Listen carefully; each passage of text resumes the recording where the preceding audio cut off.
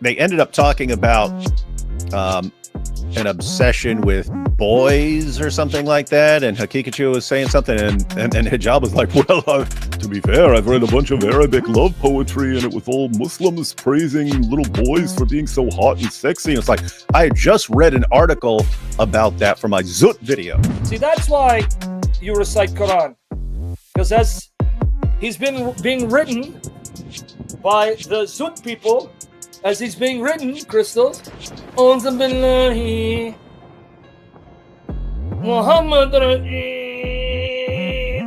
Sharia law, the only system where women disappear like Houdini and men somehow start noticing men. From hijabs to hijinks, from niqabs to nonsense. Today, we're diving into why Sharia might just be the gayest straight law ever invented. I thought this is a very interesting... It's a powerful point. It's a powerful point that needs to be shared. Everyone be sure to share this powerful point. I'm starting a conspiracy theory / rumor for free. Enjoy. Men who want Sharia law are secretly gay. So you're telling me a straight man doesn't want to see a beautiful woman in traditional dress? This is the traditional clothing of Pakistan, and this is what Sharia law has done to it. Traditional clothing of Yemen, Sharia law clothing. Traditional clothing of Iran, and Sharia law. Traditional Afghanistan dress, and what Sharia law has done. She keeps showing the same picture of them under Sharia. What is the Warwick Report? I think that's the channel. I don't know. Sharia law has done to it. They want to hide women, completely cover them up. Would a straight man do that? No. Therefore, the Muslim Brotherhood is gay. And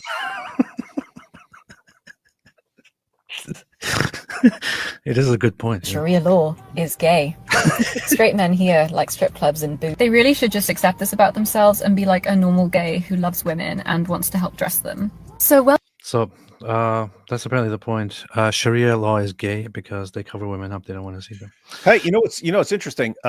Because I was just on me and IP were just on Giant DOC's channel, and they were playing a clip. Remember that clip of when pervert Muhammad Hijab was talking to pervert Daniel Haqiqatjou, and they're like, yeah, they're bragging about 85% of the world are all banging multiple women. Ha ha! The revert girls take it the best. Yeah. I never watched the rest of that, but they also, because that was like a 4 or 5 hour stupid boring live stream. But there was another part where Daniel Haqiqatjou was talking about.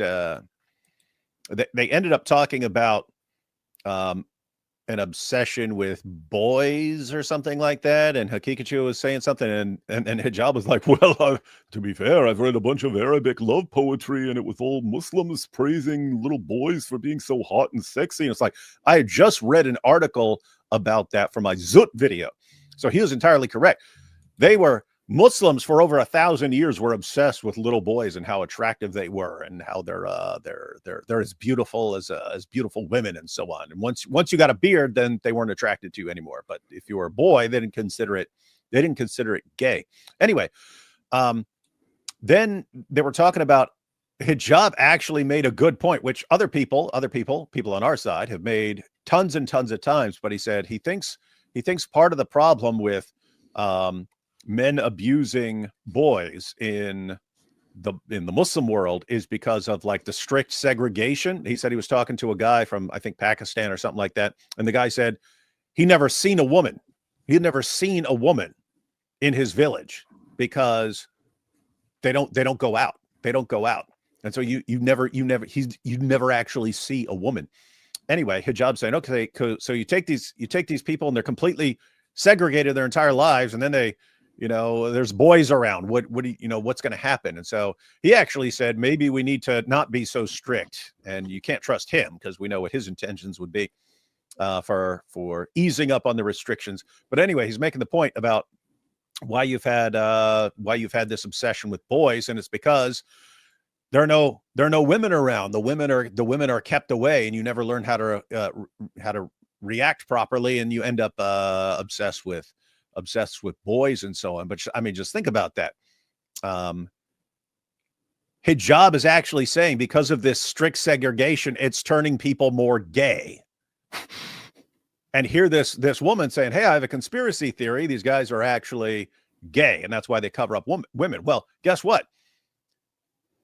if they were actually gay, if these guys were actually gay and they wanted just men banging each other, banging boys and stuff like that, then what would they do? They'd cover up women and never give men any access to women and so on, never see them, and all you see are boys.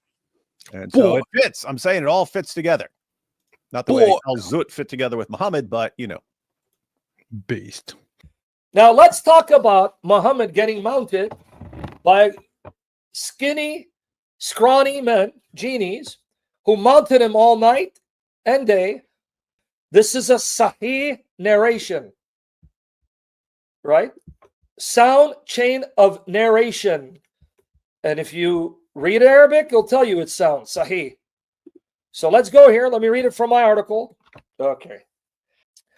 Abdullah Ibn Masud related, the Messenger of Allah sent for me, so we set out until I reached such and such place, and he traced the line for me and told me, stay between the two edges of this. Don't go outside of it. If you go outside of it, it's over for you, because I'm about to get mounted. Now, Muhammad is a dog. What do you call dogs that get mounted? Doesn't that mean he's a female dog? And what's the term for my female dog? Bitch. Abdullah said, and so I stayed there. Then the Messenger of Allah went off, stone's throw away, not the black stone that he licked, or a little farther, or something like that. Then he mentioned a group of male members, Hanin men, who looked like Zutt people because they zoot him up. Yeah, man. And it wasn't a zoot that he wore, but he did put on some zoot. You get it? He didn't put on a zoot, but there was some zoot that he wore. Yeah, zoot, man. Why you like this? Why you talk like with accent, man? Why you make fun of me, man? Who looked like Zutt people, Affan narrated, or something what Affan said, Allah willing. They didn't have any clothes on. No, but our prophet, he's not gay. He's bisexual and trisexual. He will buy sex and try any kind of sex, but he's not gay, okay? Not today, man. And he liked to wear zoot, you know, zoot, wink, wink. Not suit, but zoot. But you can make it like if it's suit, which you have accent, man. Like Zakir Naik. Why like this, man? All right. They didn't have any clothes on, and I didn't see their genitals. Oh, I wonder why. You know, we don't see his genitals, man. Where, Allah? Where do you hide genitals, Allah? Oh, you dummy, you kafir. I hide them in the zoot. They were tall and scrawny. He said, they came and started to ride. Ride him, cowboy. Ride him, cowboy. Yeehaw! Can you imagine? Islamic cowboy? Oh, yeah. Come here, Jami. Ride him, cowboy. Come on, ride the prophet, man. Oh, we ride you. Yeah, yeah. Ride him. Yeah, we ride him. Ride him, cowboy. We ride him, man. Yeah, we ride him, man. Oh, ride him. Come here, Jamal. Ride him. Ride him, cowboy. Yeah, we ride you. Come on, prophet. We ride the prophet. We ride the prophet. Right? And the Prophet Allah began to recite to them. See, that's why you recite Quran. Because as he's being written by the Zutt people, as he's being written, crystals, Unzu billahi Muhammad Rajim Bismillah Rahman Rahim. Oh, write him, man, write him. And the Prophet of Allah began to recite them to them. They started to move closer and lean around me and get in my way, and I became intensely terrified of them. So I sat down or something like that. When the morning light broke, they began to go away or something like that. Then the Messenger of Allah came back exhausted. You think? Being written like a pony, like cowboy style. Yeah, come on, Jami. Jamal, let's run. Yeah, man, what's so nice? Or practically in pain for how they had ridden him, right? Yippee-ah-eh, yippee-ah-oh, He said, indeed, I am exhausted, or something like that. Then the Messenger of Allah put his head in my lap, or something like that. And the men came with tall white garments on. So nice, you're wearing white. And the men came with tall white garments on, but the Messenger of Allah had fallen asleep.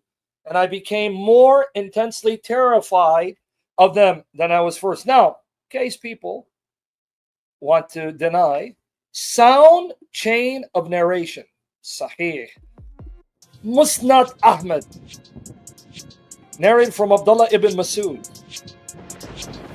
So, what did we learn today? When you hide women behind curtains, walls, and 10 layers of fabric, don't be surprised if men start chasing shadows. Islam tries to sell this as modesty, but the fruits of Sharia tell a very different story.